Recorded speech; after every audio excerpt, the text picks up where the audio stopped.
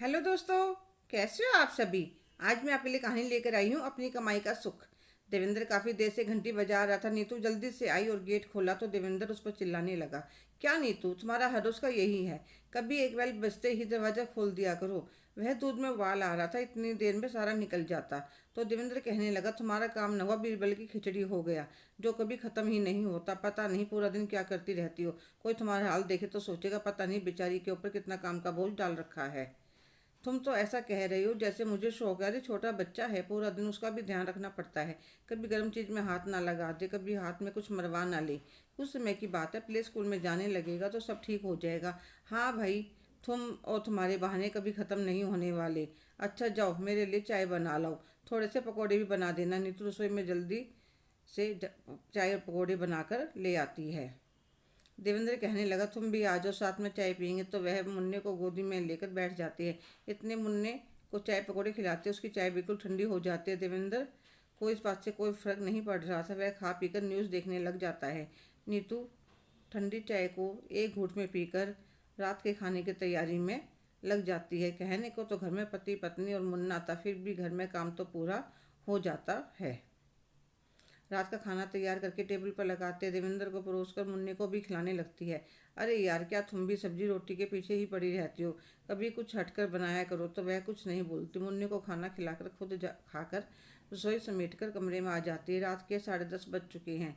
वह मुन्ने को सुलाकर लेटने लगती है तो कमर के दर्द की वजह से मुंह से आह निकल जाती है। तो देवेंद्र पूछता है, क्या हुआ। कुछ नहीं, कमर में दर्द हो रहा था। क्या यार, तुम औरतों का 4 रोटी बनाने में यह हालत हो जाती है और हमें देखो, पूरा दिन ऑफिस में काम करते हैं। यह बात देवेंद्र पहले भी कई बार कह चुका था, पर आज नीतू को चुप जाती है। जब शादी हुई थी वह भी स्कूल में अध्यापिका थी, पर प्रेगनेंसी में कॉम्प्लिकेशंस की वजह से उसे अपनी जॉब छोड़नी पड़ी। फिर मुन्ना छोटा था, वह पूरा दिन घर में अकेली बच्चा भी संभालती, घर का काम भी करती थी।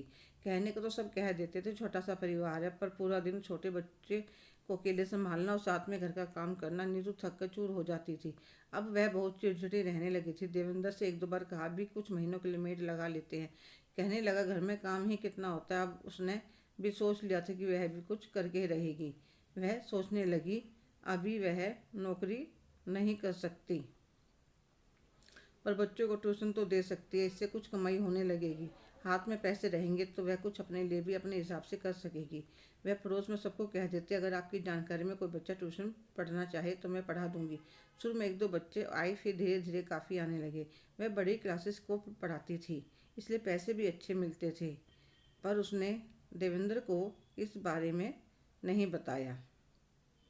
पहले महीने तो उसे काफ़ी परेशान हुई, पर अगले महीने से जब हाथ में कुछ पैसे आ गए तो उसने घर में मेड लगा ली, जो बर्तन सफाई और डस्टिंग कर जाती थी। ऐसे ही अगले महीने कमाई से वह फुली ऑटोमेटिक वॉशिंग मशीन ले आई। देवेंद्र पूछने लगा, तुम्हारे पास इतने पैसे कहाँ से है। तब उसने बता दिया कि मैं कुछ बच्चों को ट्यूशन पढ़ाती हूँ।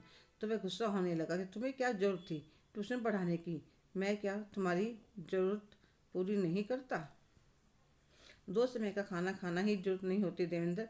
इंसान की और भी ज़रूरतें होती हैं, कुछ शौक भी होते हैं। और जब मैं पढ़ी लिखी हूँ, कमा सकती हूँ, तो क्यों ना करूँ। मैंने अपनी किसी जिम्मेवारी से हाथ तो पीछे नहीं खींचा है। घर भी संभाल रही हूँ, बच्चे को भी देख रही हूँ। घर पर रहकर ही अगर 4 पैसे हाथ में आ जाते हैं तो क्या बुराई है। तो देवेंद्र कुछ नहीं बोल पाता। पर अब नीतू की मेहनत और समझदारी से नीतू कभी कुछ तो कभी कुछ जरूरत का सामान घर के लिए खरीद लाती थी। अब वह खुश रहने लगी थी। बेटे को प्ले स्कूल में करवा दिया था तो अब उसे अपने लिए भी समय मिलने लगा था। कभी कभी पार्लर भी जाने लगी। वह सोचने लगी, औरतों को पूरी उम्र घर का काम करने बच्चे पालने में निकल जाती है, पर वह मेहनत किसी को नहीं दिखाई देती। इसलिए हर औरत को अपने लिए कुछ ना कुछ जरूर कमाना चाहिए, ताकि वे अपने शौक पूरे कर सकें और अपनी ज़िंदगी अच्छी तरह से जी सकें। वैसे भी अपनी कमाई का स्वाद अलग ही होता है। हेलो दोस्तों, कैसे हो आप सभी। आज की कहानी आपको कैसी लगी, कमेंट करके ज़रूर बताइएगा।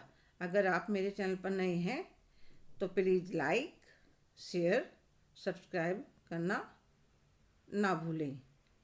धन्यवाद।